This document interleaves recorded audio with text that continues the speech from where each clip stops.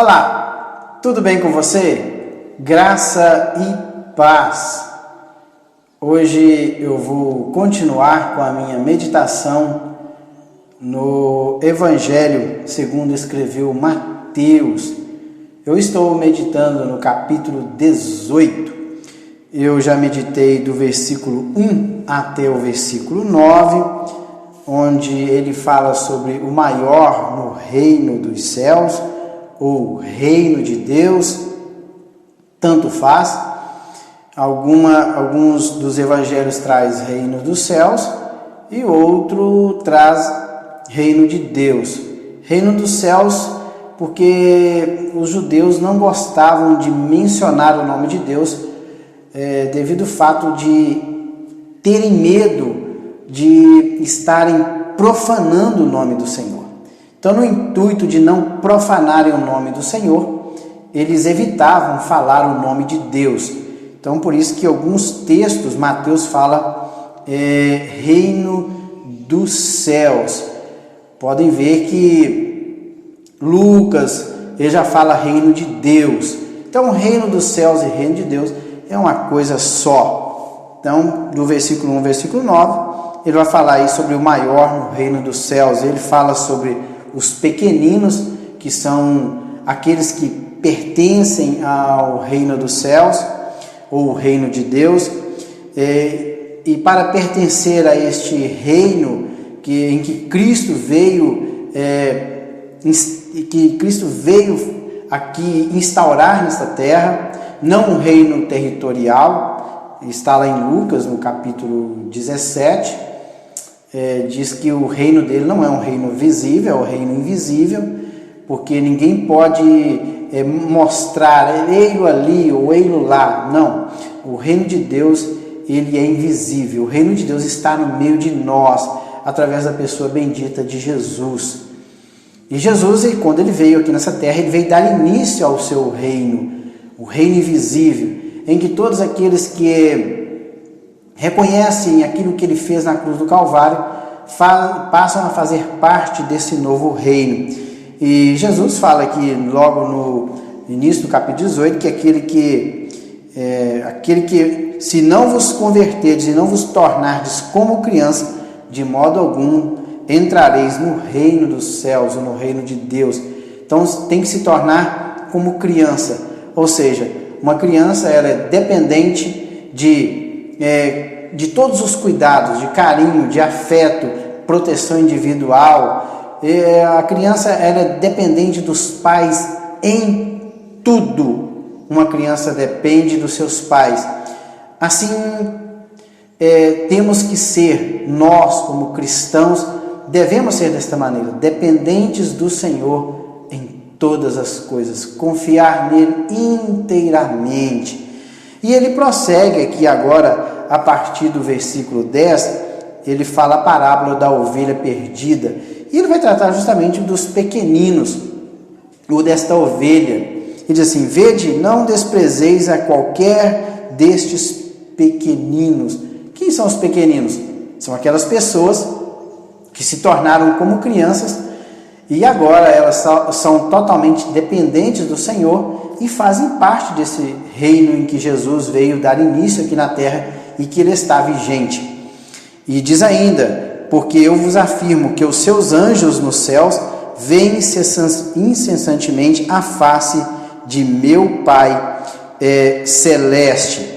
E na tradição judaica tinha um pensamento que somente os anjos que poderiam contemplar a face de Deus.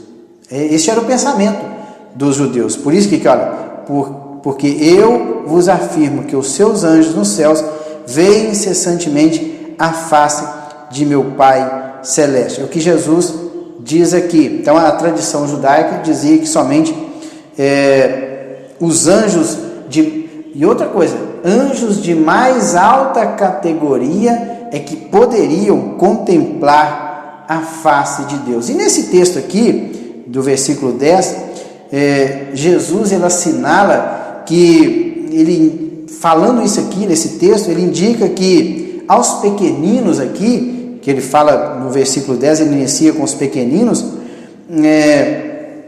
ele diz o seguinte, que a estes pequeninos é dado o privilégio de terem como protetores a esses anjos. Então, esses anjos são protetores dos filhos de Deus, e estes anjos assistem diante de Deus. Por isso, olha, porque eu vos afirmo que os seus anjos, anjos de quem? Dos pequeninos, ele está falando dos pequeninos, porque eu vos afirmo que os seus anjos, os anjos de quem? Os anjos que estão a favor daqueles que hão de herdar a vida eterna, os anjos que estão a serviço dos servos do Senhor, dos pequeninos do Senhor, veem incessantemente a face de meu Pai Celeste. Então, olha que privilégio. Os anjos que veem a face do Senhor são os anjos que estão ao nosso lado também, porque eu vos afirmo que os seus anjos nos céus veem incessantemente a face de meu Pai Celeste. Porque o Filho do Homem veio salvar o que estava perdido.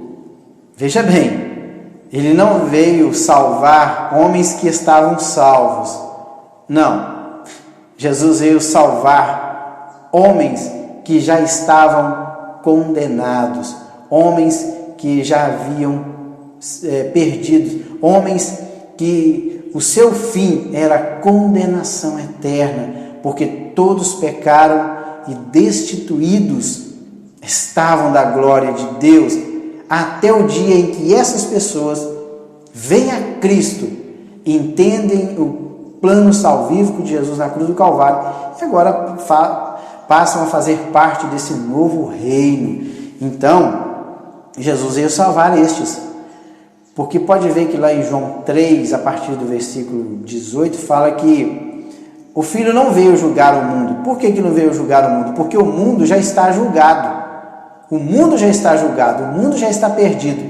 Mas ele veio salvar homens que estavam perdidos, homens que estavam condenados. Outrora eu estava condenado ao inferno, mas um dia Jesus abriu os meus olhos e eu enxerguei aquilo que Jesus veio fazer por mim aqui nessa terra, o que é morrer na cruz do Calvário, para me salvar da perdição eterna. Quando ele abriu os meus olhos, então eu passei a fazer parte desse novo reino. E diz aqui, porque o Filho do Homem veio salvar o que estava perdido. O que vos parece? Então vai dizer, o que vos parece? Se um homem tiver 100 ovelhas e uma delas se extraviar, não deixará ele nos montes as 99, indo procurar a que extraviou? E se porventura encontra, em verdade vos digo que maior prazer sentirá por causa desta do que pelas 99 que já não se extraviaram. Então a alegria do Senhor é por aquela ovelha que se perdeu e agora que foi encontrada. Por que a alegria é maior? Porque ele diz que as 99 que ele deixou na montanha, elas não extraviaram. Assim, pois, não é da vontade, ele justifica aqui, assim, no versículo 14, assim não é da vontade de vosso Pai Celeste que pereça um só destes quem? Pequeninos. Os pequeninos são aqueles que agora fazem parte do reino de Jesus. Então, a partir do momento em que uma pessoa passa a fazer parte do seu reino e que se torna um pequenino, ele voltou a ser como uma criança. O desejo do Senhor, a vontade de Deus, do nosso Pai Celeste, é que jamais essas pessoas pereçam. Por isso que quando um desses pequeninos sai, ele vai à procura destes, porque essas pessoas reconhecem que são carentes, que são dependentes, que precisam dele, por isso é que ele vai à procura. Pode ver aqui que o homem é que vai à procura desta ovelha perdida, e não o contrário, a ovelha procurando o homem ou o pastor.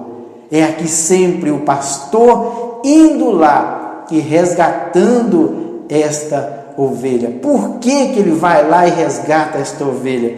Porque esta ovelha, ela está perdida. E por que ele colocou nessa parábola um animal como ovelha? Porque ovelha, segundo as pessoas que cuidam delas, os pastores, segundo essas pessoas, a ovelha ela tem uma dificuldade de enxergar longe, ou seja, ela não tem essa capacidade de enxergar muito longe. A sua visão é mais para perto, para enxergar o capim, para que ela possa comer. Então, ela fora do rebanho, ela se perde. E sem o auxílio do pastor, esta ovelha jamais vai agregar-se novamente ao rebanho em que ela fazia parte.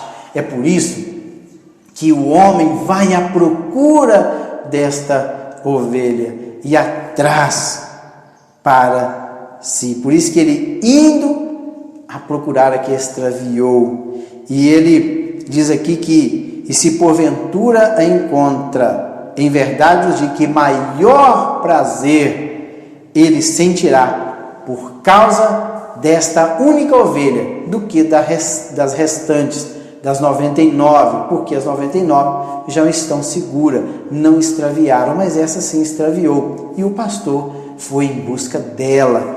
Então, pode ver que Jesus, aqui nesta parábola, ele está ilustrando os versículos 1 ao 9, no que diz respeito à ovelha, ao pequenino, que aquele pequenino que agora faz parte desse reino, ou seja, o Senhor Jesus, como pastor, ele tem um cuidado todo especial para com estas pessoas. Só vou meditar desse versículo 10 até o 14, porque a partir do versículo 15 deste capítulo 18, ele vai falar sobre como se deve tratar o irmão culpado, ou seja, vai falar sobre o perdão. Ele fala como deve tratar o irmão culpado, quantas vezes eu devo perdoar ao meu irmão, e depois Jesus conta a parábola do credor incompassivo. Então, dentro desse capítulo 18, Jesus fala o maior do reino dos céus e os pequeninos e o tropeço, e conta uma parábola para ilustrar o que ele falou do versículo 1 ao 9. A partir do versículo 15, ele fala sobre o irmão culpado, quantas vezes deve perdoar, e a partir do versículo 23 ele vai falar a respeito da parábola do credor incompassivo. Justamente a parábola do credor incompassivo vai ilustrar o que ele falou do versículo 15 até o versículo 22. Mas essa meditação ficará para o próximo vídeo. Fiquem com Deus e até lá!